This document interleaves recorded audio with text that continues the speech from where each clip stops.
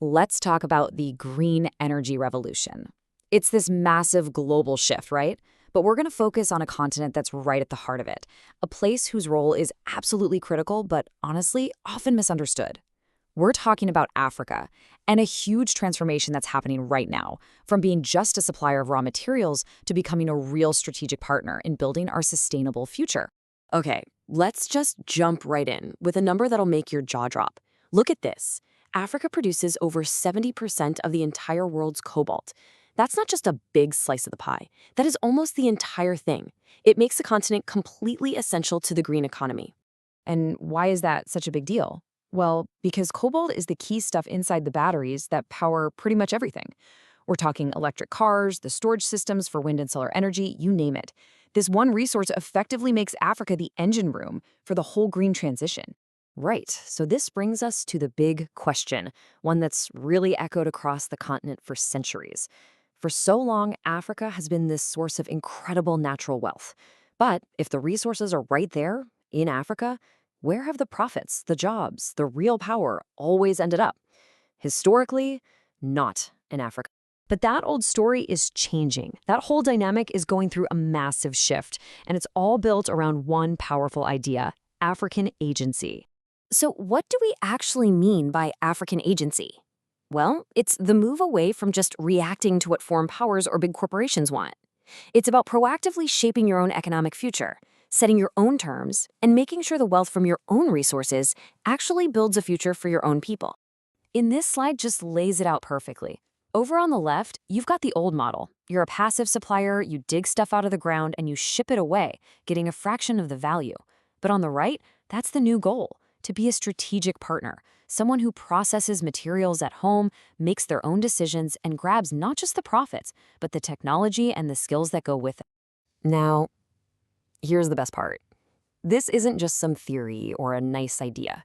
This shift is happening right now, and you can see this agency in action in very real ways all across the continent. So let's look at a few examples. We've got to start in the Democratic Republic of Congo, right? Home of that massive cobalt reserve we were just talking about. For years, the story of cobalt there was, frankly, one of exploitation. But that is changing. The DRC's government is now making some really strategic moves, hammering out deals to build local processing plants. And the goal here, it sounds simple, but it is absolutely revolutionary. Instead of just exporting raw ore, they're going to process it themselves. This is agency in action, taking direct control of their spot in the global value chain. Okay, now let's head southwest to Namibia. This is a country that is just blessed with incredible sun and wind, and they're trying to position themselves as a leader in a next-gen fuel, green hydrogen. That's basically hydrogen made using clean, renewable energy. So Namibia is going after these huge green hydrogen projects, and this is the key part, they're doing it on their own terms. They're structuring partnerships where they keep local control and build up their own industries. It's about making sure they don't just export raw energy, but create real, lasting value at home. This is what that new agency looks like on the ground. Now, up in North Africa, Morocco is writing a very similar story, but this time with solar power. It's become this regional powerhouse in renewable energy, and the strategy they're using is just incredibly smart. By building these massive projects, like the incredible 𝐀𝐟𝐫𝐢𝐜𝐚 solar complex, Morocco isn't just selling electricity. Here's the game changer. It's keeping control of the technology and is now exporting its expertise to other countries. It's become a technology leader, completely flipping that old script of just being a resource provider. And look, this push for agency isn't just happening with individual countries going it alone. We're also seeing this move towards coordinating across the continent.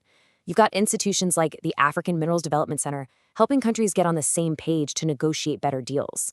And then there's the African Carbon Markets Initiative, making sure the continent can be a real player in global climate finance. It's all about building collective strength. So all this sounds pretty amazing, right? A historic transformation is underway. But it's not a done deal. There are still some pretty big challenges ahead, and a clear path that needs to be followed.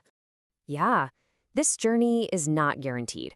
The road from being a simple supplier to a true partner, it's got some serious hurdles.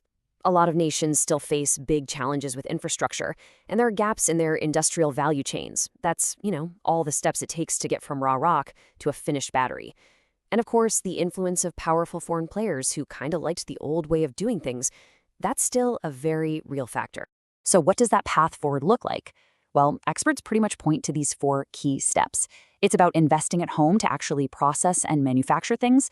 It's about working together regionally. It's about negotiating smarter deals that aren't just about money, but about transferring technology. And finally, creating clear, stable rules that attract the right kind of investment for the long haul. This quote just sums it all up perfectly. It's a total shift in perspective. Africa is no longer just the stage for a story being written by someone else.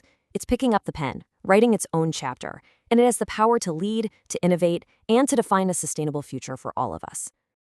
And that leaves us with one final, pretty provocative thought. As the entire global economy gets reshaped by this urgent need to go green, and with Africa holding so many of the keys and finally asserting its own power, are we actually watching the rise of the world's very first green superpower?